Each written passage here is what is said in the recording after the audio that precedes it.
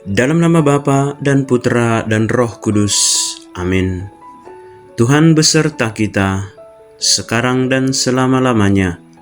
Inilah Injil suci menurut Matius.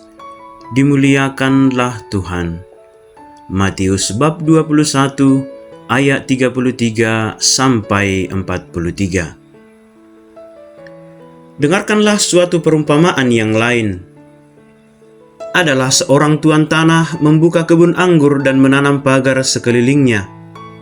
Ia menggali lubang tempat memeras anggur dan mendirikan menara jaga di dalam kebun itu. Kemudian ia menyewakan kebun itu kepada penggarap-penggarap, lalu berangkat ke negeri lain. Ketika hampir tiba musim petik, ia menyuruh hamba-hambanya kepada penggarap-penggarap itu untuk menerima hasil yang menjadi bagiannya. Tetapi penggarap-penggarap itu menangkap hamba-hambanya itu. Mereka memukul yang seorang, membunuh yang lain, dan melempari yang lain pula dengan batu.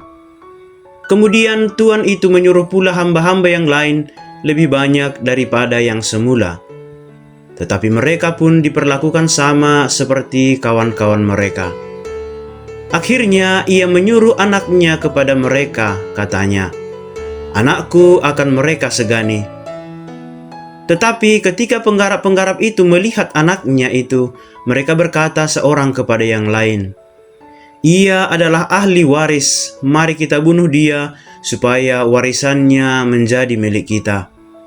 Mereka menangkapnya dan melemparkannya keluar kebun anggur itu, lalu membunuhnya. Maka apabila tuan kebun anggur itu datang, apakah yang akan dilakukannya dengan penggarap-penggarap itu?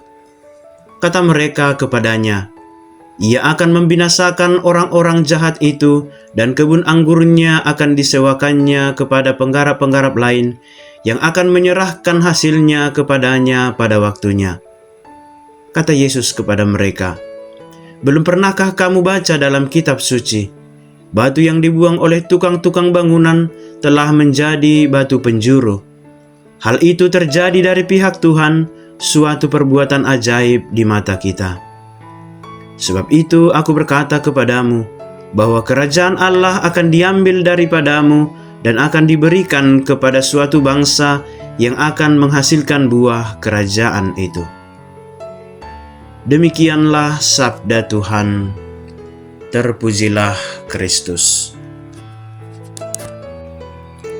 Bapak, Ibu, saudara-saudari yang terkasih, cukup sering kita lihat atau dengar bagaimana harta dapat menggelapkan mata manusia.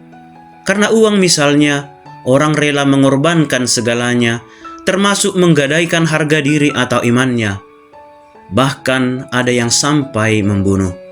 Atau demi jabatan, orang tidak segan-segan melakukan apapun demi mendapatkannya. Tidak jarang cara-cara yang paling kotor sekalipun dilakukan demi memperoleh harta dan kuasa itu. Manusia seringkali terjebak dalam perangkap dosa karena harta yang dapat binasa. Bahkan orang bisa lupa diri dengan statusnya di tengah masyarakat atau dalam gereja hanya karena uang, dan uang. Dalam Injil hari ini, Yesus menyampaikan sebuah perumpamaan tentang penggarap-penggarap anggur yang menyewa kebun anggur milik seorang tuan tanah. Para penggarap itu sebenarnya tahu apa hak dan kewajiban mereka. Kebun anggur dan hasil panenannya bukanlah seluruhnya milik mereka. Mereka hanya menyewa dan menggarapnya. Maka ketika menuai hasil, mereka wajib memberikan apa yang menjadi bagian si pemilik kebun anggur itu. Tapi apa yang terjadi? Ketika si pemilik kebun anggur itu mengutus utusan-utusannya untuk menerima apa yang menjadi bagiannya, apa yang menjadi hak miliknya, para utusan itu pun mereka tangkap. Mereka menganiaya para utusan itu. Ada yang dipukuli, ada yang dilempari dengan batu, bahkan ada yang dibunuh. Mereka disiksa dan dianiaya layaknya penjahat. Tidak sampai di situ saja. Ketika si pemilik kebun anggur kembali mengirim utusan yang lebih banyak lagi, para utusan itu pun diperlakukan sama dengan yang sebelumnya. Sampai pada akhirnya si pemilik kebun anggur itu mengutus anaknya sendiri. Pikirnya anaknya itu akan disegani. Tetapi perkiraan itu ternyata salah. Para penggarap itu tidak segan-segan menangkap dan membunuh anak pemilik anggur itu agar dia tidak mewarisi kebun anggur itu. Keinginan untuk memiliki kebun anggur dan hasil tuaian itu telah menggelapkan mata para penggarap-penggarap itu. Dalam hati mereka hanya ada keserakahan. Mereka tidak rela kalau kebun anggur itu kembali ke tangan pemiliknya. Perumpamaan ini disampaikan oleh Yesus kepada para pendengarnya dengan tujuan untuk menyadarkan bahwa bangsa Israel, terutama para imam kepala dan kaum tua-tua Yahudi, adalah para penggarap kebun anggur itu. Pada waktunya mereka harus memberikan pertanggungjawaban atau hasil tuaiannya kepada pemiliknya, yaitu Allah sendiri. Namun sikap yang ditunjukkan oleh para penggarap menunjukkan sikap bangsa Israel yang tidak tahu diri, yang berbuat seolah kebun anggur itu adalah milik kepunyaannya. Mereka menjadi rakus dan kasar serta mempertahankan kebun anggur itu. Keserakahan telah menguasai hati mereka, kesombongan telah membutakan mata hati mereka. Karena ulah mereka itulah, kebun anggur itu akan disewakan kepada orang-orang bukan Yahudi yang akan bertanggung jawab atas kebun anggur itu. Mereka akan memberikan hasil panenan pada waktunya, dan para penggarap yang jahat itu akan dibinasakan oleh si pemilik kebun anggur itu. Mereka tidak layak lagi menggarap kebun anggur Allah itu. Mereka tidak pantas lagi menerima kebaikan Tuhan. Ganjaran mereka ialah kebinasaan. Perumpamaan ini merupakan sebuah kritikan Yesus terhadap para pendengarnya, yaitu orang-orang Yahudi yang merasa diri sebagai bangsa pilihan dan merasa berhak untuk memperoleh keselamatan dari Allah secara otomatis. Sementara perbuatan-perbuatan mereka justru jauh dari harapan sang pemilik kebun anggur itu. Padahal mereka harusnya bersyukur karena sang pemilik kebun anggur itu, yaitu Allah sendiri, telah mempercayakan kepada mereka kebun anggurnya untuk digarap. Kebun anggur itu yang dalam bacaan pertama dilukiskan sebagai bangsa Israel. Ternyata dinanti-nantikannya keadilan, tetapi hanya kelaliman. Dinantikannya kebenaran, tetapi hanya keonaran.